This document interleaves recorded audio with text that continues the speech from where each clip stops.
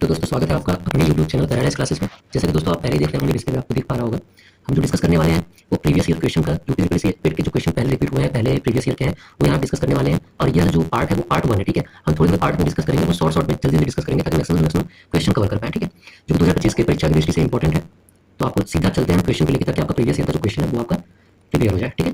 चलो दोस्तों, आपको डिस्प्ले पे दिख पा रहा होगा, पहला क्वेश्चन है, भारत में शासनकाल करने वाले दिए गए शासकों का काल क्रमानुसार सही क्रम क्या है, ठीक है। किसके बारे में पूछा है उन्होंने पूछा है सही क्रम के बारे में, ठीक है। तो इस हिसाब से आप देखिएगा, शेरशाह सूरी, अकबर, अलाउद्दीन खिलजी और इल्तुतमिश। नीचे ऑप्शन दिए गए हैं आपको, सोचिए और बताइए जल्दी क्या होगा इसका जवाब। फटक से बताइए, फटक फटक से, ठीक है। तो यहाँ पे मैं आपको बताता हूँ सीधा इसका आंसर। जैसे बता दें पहले दोस्तों, इसमें अगर हमें इनके शासनकाल के अकॉर्डिंग उसको सेट करना है तो शेरशाह सूरी की बात अगर हम कर ले तो यहाँ पे यह 1540 से 1545 ईस्वी के बीच में इनका शासनकाल था, ठीक है। 1540 से 1545। और अकबर की बात करें तो अकबर का 1556 से 1605 ईस्वी तक अकबर का था, ठीक है। 1556 से 1605 ईस्वी तक। उसके बाद हम बात करें अलाउद्दीन खिलजी की, तो 1296 से 1316 तक अगर देखा जाए तो अलाउद्दीन खिलजी का शासनकाल था। और इल्तुतमिश का जो था, याद रखिएगा, इल्तुतमिश का सबसे पुराना है। इनका शासनकाल 1211 से लेकर 1236 तक का, ठीक है। तो हम पहले रखेंगे क्या क्या सही क्रम क्या है, ठीक है। सही क्रम में पहले हम इल्तुतमिश को रख लेंगे, ठीक है। देखिए इसमें आपका जो इल्तुतमिश है, इनका शासनकाल है 1211 से लेकर 1236 तक, ठीक है। तो ये आ जाएंगे आपके पहले नंबर, यानी ऑप्शन 4। यहाँ मैं ऑप्शन लिखते जा रहा हूँ, कौन सा ऑप्शन पहले नंबर को सीरीज से करेंगे ताकि आंसर मिल जाए। दूसरे नंबर पाएंगे अलाउद्दीन खिलजी, ठीक है, क्योंकि इनका जो शासनकाल है वो है 1296 से 1316, ठीक है। तो ये हो गए आपके तीसरे नंबर, दूसरे ऑप्शन, दूसरे नंबर पे। उसके बाद आपके आ जाएंगे शेरशाह सूरी, जिनका शासनकाल है 1540 से 1545 तक, ठीक है। तो इनको हम ले लेंगे पहला नंबर। उसके बाद जो बचे कौन बचा, इसके बाद आपके बच गए अकबर जी, ये दूसरे नंबर पे, ठीक है। तो आपका जो सीरीज होगा आंसर का यही होना चाहिए, क्या होना चाहिए, fourth, third, first and second. Fourth, third, first, second कहाँ पे, ये रहा, ठीक है। तो ये आपका जो एग्जैक्ट आंसर है ये हो जाएगा, ठीक है दोस्तों। ऐसे ही एग्जाम में आता है कि आपको जो शासनकाल अकॉर्डिंग दे देगा। अब इसमें आपको सोचिए चारों का पता होना जरूरी है, चार नहीं तो एटलीस्ट तीन का होता है, पता होना जरूरी था कि एक छूटेगी तो आपको ऑटोमेटिक पता चल जाएगा। इसके लिए मैंने यहाँ पे डिस्क्राइब कर दिया, ठीक है। चलिए बात चलते हैं दूसरे क्वेश्चन पे। दूसरा क्वेश्चन है आपका दोस्तों, निम्न में से कौन से संत शिवाजी के समकालीन थे, ठीक है। Which one of the following saints was contemporary of Shivaji. बताइए इसका आंसर, बताइए दोस्तों, इसका सही आंसर क्या होगा।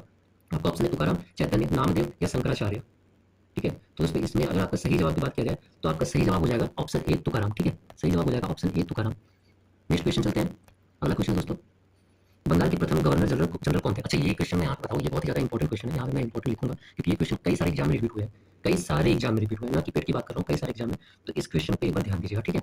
इस क्वेश्चन का जो आपका सही जवाब रहेगा वो सही जवाब क्या हो सकता है, सोच के बताइए। बंगाल के गवर्नर जनरल, ठीक है। तो दोस्तों इसमें सही जवाब की बात कर लेंगे तो आपका ये जो लॉर्ड वॉरेन हेस्टिंग्स, ये आपका सही जवाब है, जो कि बंगाल के प्रथम प्रथम गवर्नर जनरल थे, ठीक है। अगला सवाल, चरक संहिता किससे संबंधित है। चरक संहिता काफी ही जाना पहचाना ये होगा आपके लिए क्वेश्चन, इजी है पर पता होना चाहिए, कई लोगों को पता नहीं होगा। पर कहीं ना कहीं हमारे चैनल इसीलिए है कि बुनियादी किसी चीज को भी आप समझ सके, जान सके। चरक संहिता के संबंध किससे है, तो इसमें सीधे से आप ऑप्शन आपका जो सही है वो है चरक संहिता का सही ऑप्शन चिकित्सा, ठीक है। किससे संबंधित है, ये मेडिसिन से संबंधित है। उसके बाद दोस्तों अगला क्वेश्चन चलते हैं। अगला क्वेश्चन है, निम्न में से कौन सा जोड़ा सही नहीं है। अच्छा परीक्षा में ये चीज ध्यान दीजिएगा, सही नहीं है पूछा है, इसी पर पूरा क्वेश्चन आपका डिपेंड है, ऑप्शन इसी पर डिपेंड होता है। तो सही है पूछा है या सही नहीं है पूछा है, ये दोनों ध्यान दीजिएगा, ठीक है। इसमें दोस्तों आपको सही जवाब बता दूं, कलिंग युद्ध का जो संबंध यहाँ बताया गया है वो बिल्कुल ही सही है, ठीक है। इसके बाद सख संवत की शुरुआत बताया गया है AD 78 में, ये भी सही है आपका, ठीक है दोस्तों। उसके बाद AD 622 में मुस्लिम युग की शुरुआत हुई थी, ये बात भी सही है। लेकिन जो आपका औरंगजेब की मृत्यु हुई थी, इस बारे में जो यहाँ पे डिस्कशन किया गया है ये आपका गलत है।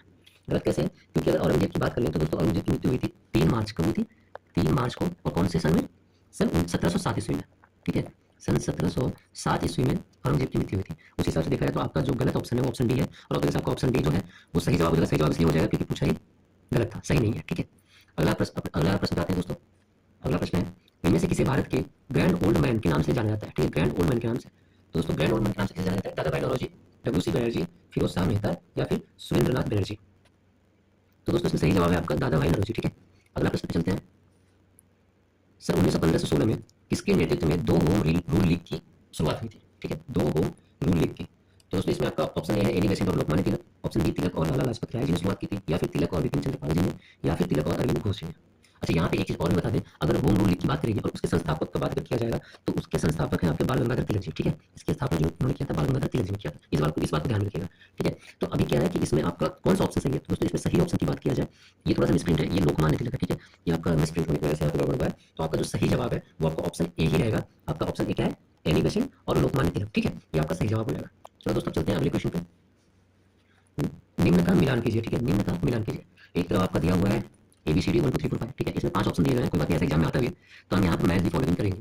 तो दोस्तों इसमें आप गेस कीजिए क्या आपको समझना है, रिवाइज कीजिए अपने पढ़े हुए चीज को, यहाँ पे कौन किससे संबंधित है। तो यहाँ दोस्तों आपको बता दें, इसका सही जवाब है, मिलाते चलते हैं उसके बाद हम इसका आंसर मिला लेंगे, ठीक है। कौन सा आंसर सही हो रहा है, कौन सा ऑप्शन।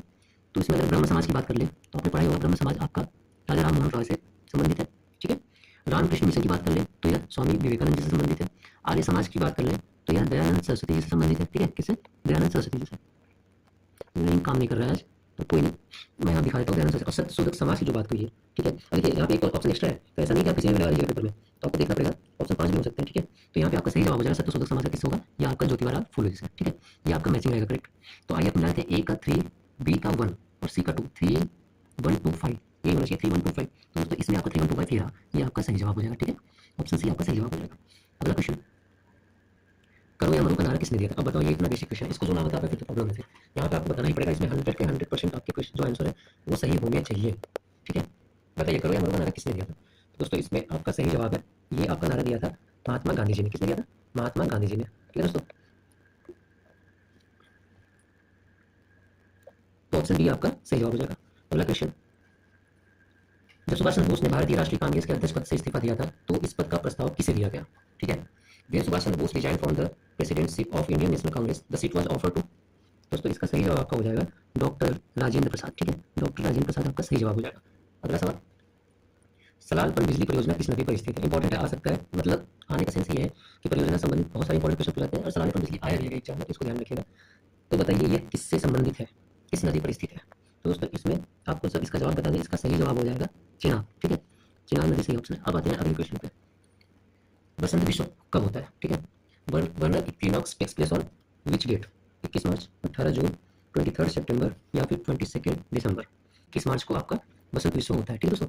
अगला सवाल आते हैं, अगला सवाल है, राजस्थान में खेतरी परियोजना किसके उत्पादन के लिए प्रसिद्ध है? किसकी बात कीजिए, खेतरी परियोजना किस चीज के उत्पादन के लिए प्रसिद्ध है? तो दोस्तों खेतरी परियोजना का जहां भी नाम है वहां पे आपको तांबा लगाना है, ठीक है।